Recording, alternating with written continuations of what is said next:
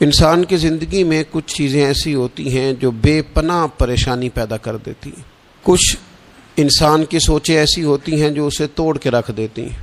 ان میں سے جو سب سے بڑی چیز ہے، جو بڑی ہی انسان کو پریشانی میں مبتلا کر دیتی ہے، اس کے لیے زندگی کے شب و روز کو گزارنا انتہائی مشکل کر دیتی ہے، وہ چیز ہے اللہ تعالیٰ کی رضا پر راضی نہ رہنا. انسان جب زندگی اس طرح کی بنا لیتا ہے کہ کیوں نہیں ہوا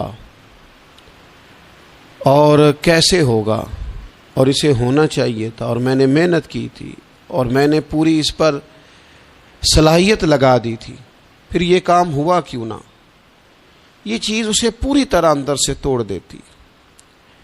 یہ انسان کو روحانی طور پر پوری طرح کھوکھلا کر دیتی. اللہ تبارک و تعالیٰ کے بندے کی شان یہ ہوتی ہے کہ خوشی ہو، غمی ہو، راحت ہو، تکلیف ہو، نعمت ملے نہ ملے، الغرض ہر اچھی اور بری حالت پر وہ جو پوری طرح رب کی رضا پہ راضی رہتا ہے، اللہ تعالیٰ اسے سکون عطا فرما دیتا. شکوہ نہ ہو، واویلا نہ ہو، شور نہ ہو.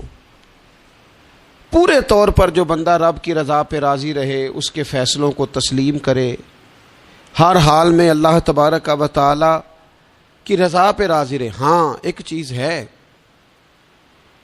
کہ وہ گناہوں والی زندگی پہ راضی نہ ہو، ظلم و ستم پر راضی نہ ہو، اس کو چھوڑنے کی، توڑنے کی کوشش کرے.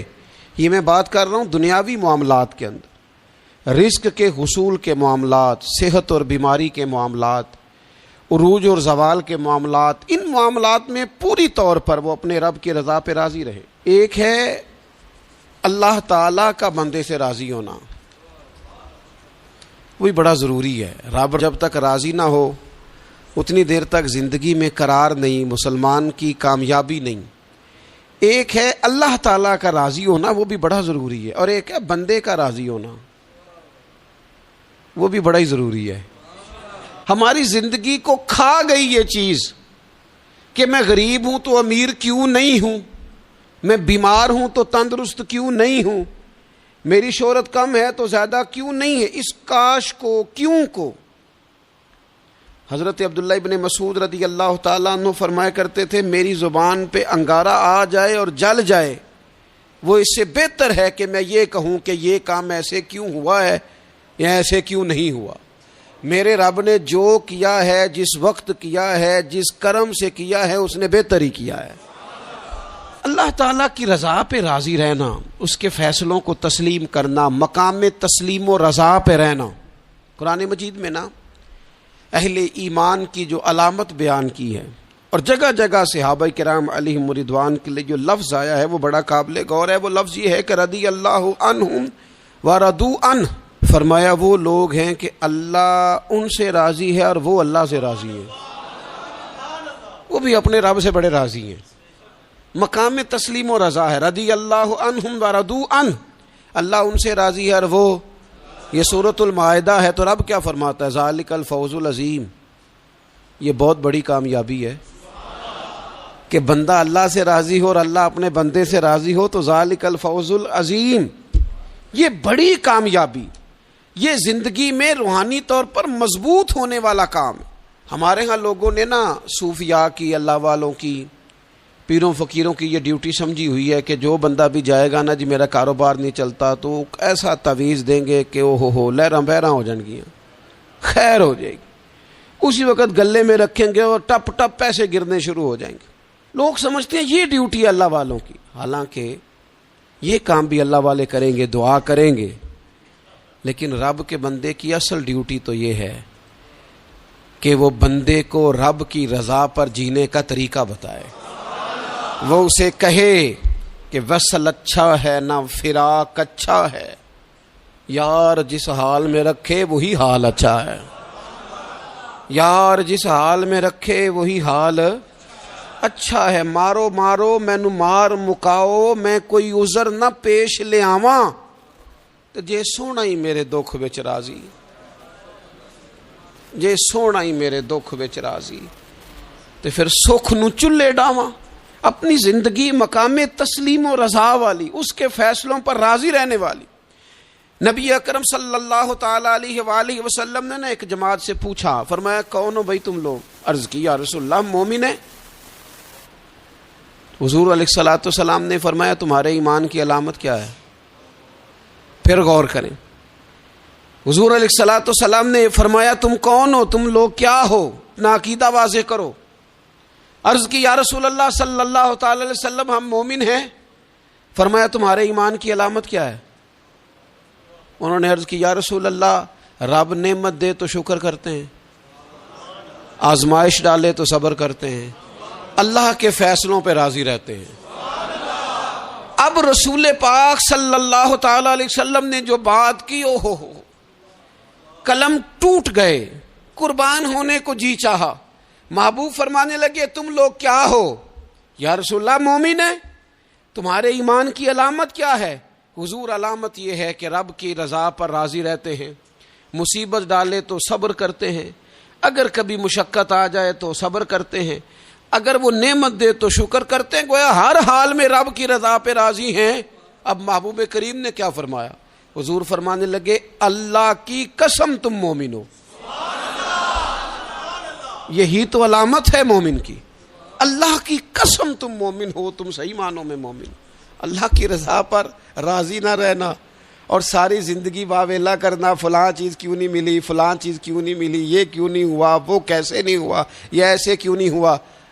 وصل اچھا ہے نہ فراق اچھا ہے، محبوب جس حال میں رکھے وہی حال اچھا ہے۔ اپنے آپ کو اللہ تبارک و تعالیٰ کی رضا میں ڈھالنے کی کوشش کریں، اپنی طبیعت کو مائل کریں، اور اگر یہ نصیب ہو جائے اللہ کی رضا پہ راضی رہنا، تو یہ صرف اللہ کی رضا پہ راضی رہنا نصیب نہیں ہوگا، سکون بھی نصیب ہوگا، سجدوں کی لذت بھی نصیب ہوگی، قرآن پاک کی محبت بھی نصیب ہوگی، محبوب پاک سید عالم صلی اللہ تعالی علیہ وآلہ وسلم کے دین پر عمل کرنے کا جذبہ بھی بیدار ہوگا۔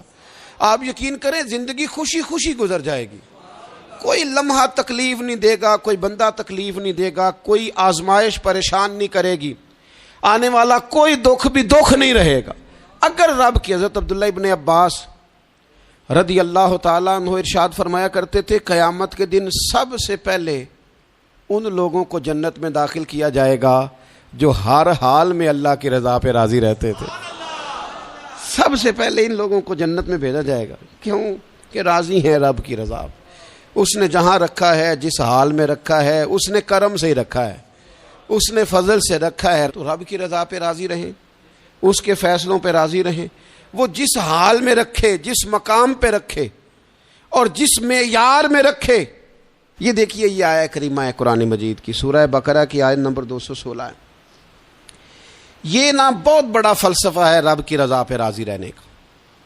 یہ آیت کریمہ میں سمجھتا ہوں اگر کسی بندے کو پوری طرح یہ سمجھ آ جائے نا تو پھر عقیدہ توحید بھی پکا ہو جائے گا، اس کا نظریہ اپنے رب کی رضا پہ مستحکم ہو جائے گا۔ اللہ تعالیٰ نے کیا ارشاد فرمایا، ذرا انداز دیکھیے رب کریم کا اپنے بندوں پر کرم کرنے کا اور سمجھانے کا۔ فرمایا کتبہ علیکم القتال وہو کرہ لکم، تم پر نہ جہاد فرض کیا گیا ہے اگرچہ وہ تمہیں ناگوار ہی ہو، چاہے تمہیں اچھا نہ لگے۔ کتبہ علیکم القتال وہو کرہ لکم، فرمایا تم پر جہاد ضروری قرار دیا گیا ہے، لڑنا اللہ کی راہ میں تم پر ضروری ہے، فرض ہے، اگرچہ وہ تمہیں ناگوار ہو۔ اور پھر آگے پتہ کیا فرمایا، حد کر دی۔ بڑی بڑی دنیا میں لوگ معرفت ڈھونڈ کے لائیں گے پر دم توڑ جائے گی۔ کیا سمجھایا ہے اور کیا معرفت دی ہے اپنے بندے کو۔ اللہ کریم نے ارشاد فرمایا وَعَسَىٰ أَن تَكْرَهُ شَيْئًا، فرمایا قریب ہے کہ کوئی بات تمہیں بری لگے، وَهُوَ خَيْرٌ لَكُمْ، اور وہی تمہارے لیے بہتر ہو۔ تمہیں ناگوار گزر رہی ہے اور وہ تمہارے لیے بہتر ہو۔ اور فرمایا وَعَسَىٰ أَن تُحِبُّوا شَيْئًا وَهُوَ شَرٌّ لَكُمْ، اور قریب ہے کہ کوئی بات تمہیں بڑی پسند آئے اور تمہارے حق میں بری ہو۔ تو جئیں کیسے، گزارا کیسے کریں؟ رب نے خود فرمایا گزارا اس طرح کرو کہ واللہ یعلم وانتم لا تعلمون، اللہ جانتا ہے تم نہیں جانتے، لہذا وہ جو تمہارے حق میں فیصلہ کرے اسے قبول کرو۔ جیو جیو اس طرح جیو، یہ جان کر جیو، اس کو پڑھ کر جیو، اس کو دل پر لکھ کے جیو کہ واللہ یعلم وانتم لا تعلمون، اللہ جانتا ہے تم جانتے نہیں ہو۔ تو رب جو جانتا ہے وہ تمہارے حق میں وہی فیصلہ فرماتا ہے، جو بہتر ہوتا ہے وہی تمہارے حق میں فیصلہ کرتا ہے۔ یہ آیت مضبوط کرتی ہے بندے کو، طاقتور کرتی۔